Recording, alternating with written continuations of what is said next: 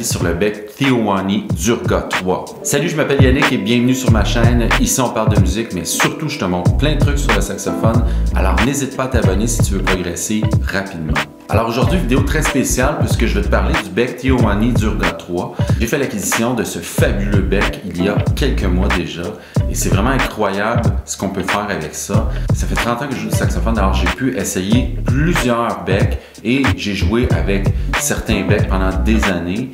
Mais quand j'ai découvert ce bec-là, j'ai tout de suite vu qu'il y avait un grand potentiel à avoir. Ce qui m'a vraiment impressionné quand je l'ai essayé, c'est tout d'abord le fait que c'était très facile à jouer. En fait, ce bec-là, il prend l'air plus que tous les becs que j'ai essayé dans ma vie, je te dirais. En anglais, on dirait easy blowing. En fait, j'avais même l'impression que je soufflais presque pas, que le bec prenait l'air. Et ce que ça permet de faire aussi, ce bec-là, c'est de jouer beaucoup plus de nuances. C'est-à-dire que avant, je pouvais jouer, admettons, doux à fort, et maintenant, je peux jouer encore plus doux qu'avant et plus fort qu'avant. Alors, c'est pour ça que je te dis qu'il prend l'air. En fait, il n'y a pas de résistance. Le bec, il prend toute l'air que tu vas y imposer. Alors ça, c'est vraiment fabuleux. Je pourrais jouer très doux. Et très fort.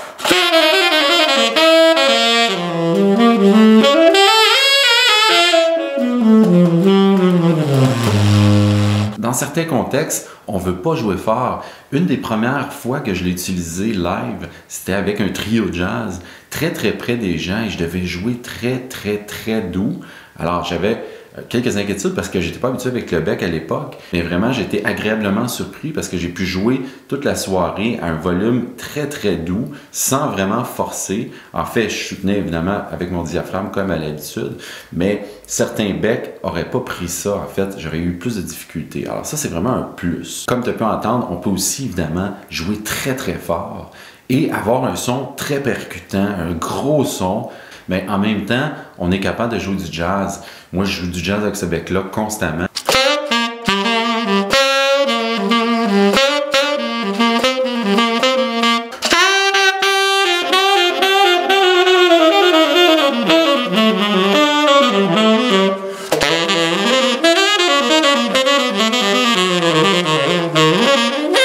Mais je joue aussi beaucoup de musique pop.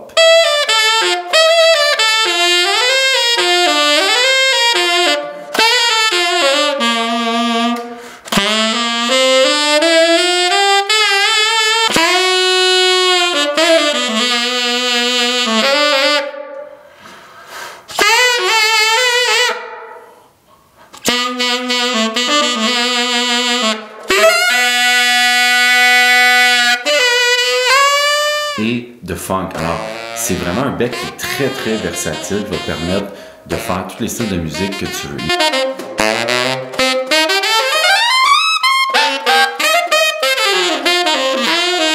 Évidemment, il faut aimer ce genre de son-là, très percussif, très clair, un peu à la Michael Brecker ou à David Sanborn.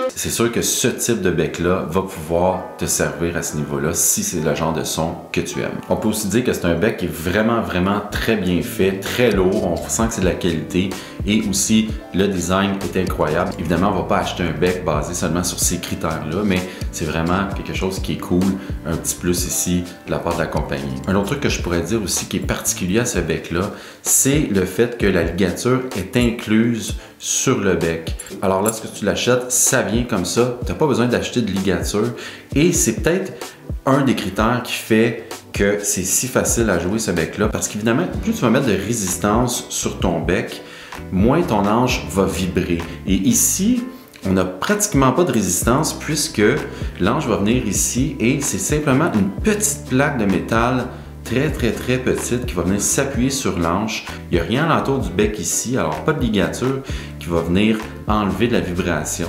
C'est simplement deux vis sur les côtés avec une plaque de métal qui va venir s'appuyer sur l'anche, qui va tenir l'anche. Et tu as aussi l'option de changer l'endroit où tu veux placer la ligature. Moi, j'ai fait le test, c'est au milieu que je préférais. Ça change le son, évidemment.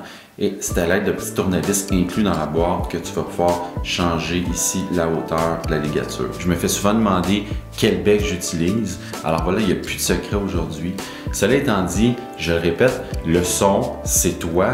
Le bec, c'est un outil pour pouvoir arriver à tes fins, à pouvoir atteindre le son que tu désires.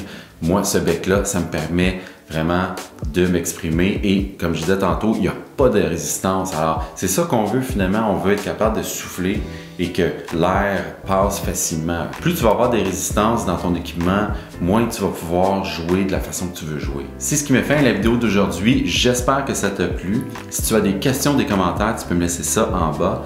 Et si ce n'est pas déjà fait, je t'invite à t'abonner à ma chaîne. Et si tu veux, tu peux cliquer sur la petite cloche qui va t'aviser lorsque je vais publier une nouvelle vidéo. Je te dis à bientôt. Salut!